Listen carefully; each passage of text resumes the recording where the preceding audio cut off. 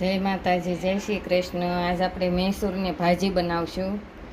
એમાં એક વાટકો ફુલાવર લીધું છે એટલે 200 ગ્રામ, 2 બટેકા, 2 રીંગણ અને 200 ગ્રામ જેટલું કોબીજ। હવે આપણે બધું બાફી નાખ્યું।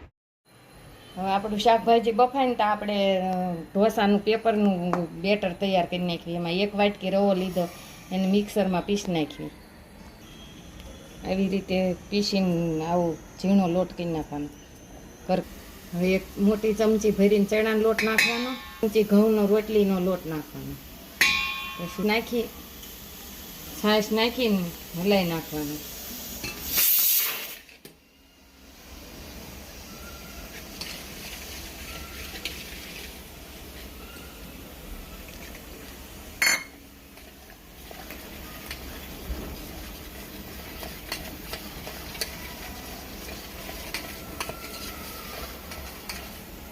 થોડું થોડું પાણી નાખી અને હલાવતા જવાનું। આવી રીતનું બેટર તૈયાર કરીને 20 થી 25 મિનિટ ઢાંકીને રહેવા દેવાનું। આપણી ભાજી બફાઈ ગઈ છે, હવે એને આપણે વઘારી નાખવી।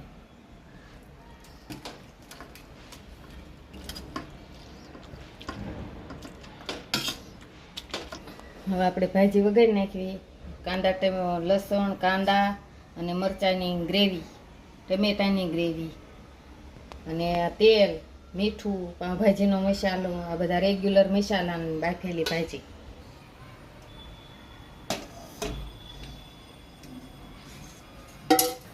તેલ આપણું ગરમ થઈ ગયું, અડધી ચમચી હિંગ નાખી ને કાંદાની લસણની પેસ્ટ છે ને નાખી દેવાની।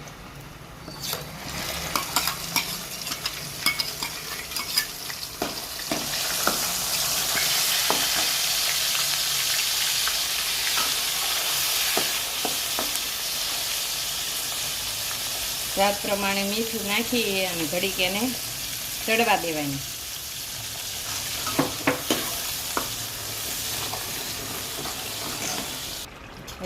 અડધી ચમચી હળદર,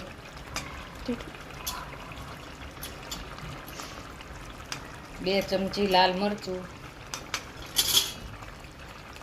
અડધી ચમચી ગરમ મસાલો પાઉંભાજીનો, હવે 1 ચમચી ધાણા જીરું પાવડર,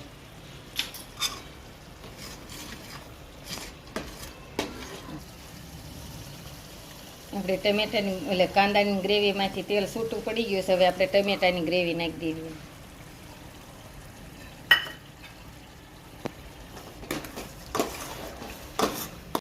આપણી ગ્રેવીમાંથી તેલ છૂટું પડી ગયું છે। હવે આપણે બાફેલું શાકભાજી નાખી દેવાનું।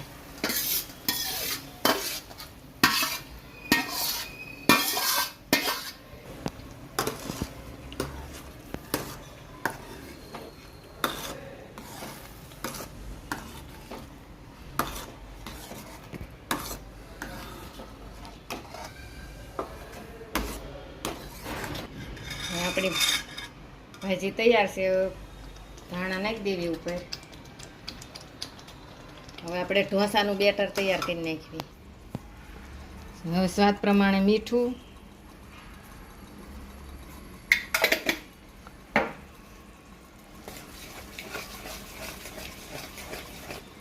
હવે એમ ચપટી ખાવાનો સોડા નાખી ઉપર થોડુંક પાણી નાખી બેટર જાડું લાગે થોડુંક પાણી નાખીને પતલું કરવાનું।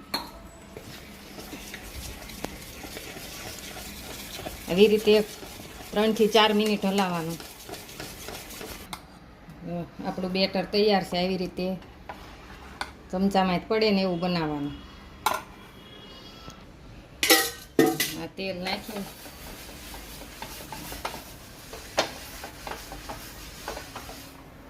ઢોસો પાથરી દઈએ આપણે।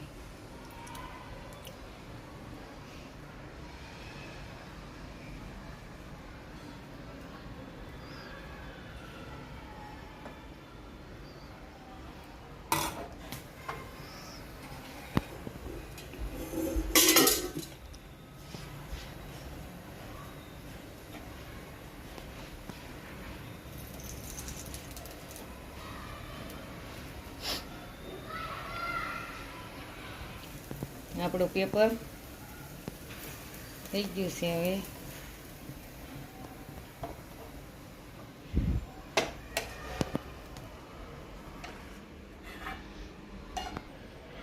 આપણું મૈસૂર ભાજી તૈયાર છે. આ ટોપરાની ચટણી છે. આની રેસીપી તમારે જોઈતી હોય તો કમેન્ટ કરજો. મળીએ બીજા વિડીયોમાં. જય માતાજી, જય શ્રી કૃષ્ણ. કરો, શેર કરો, સબસ્ક્રાઈબ.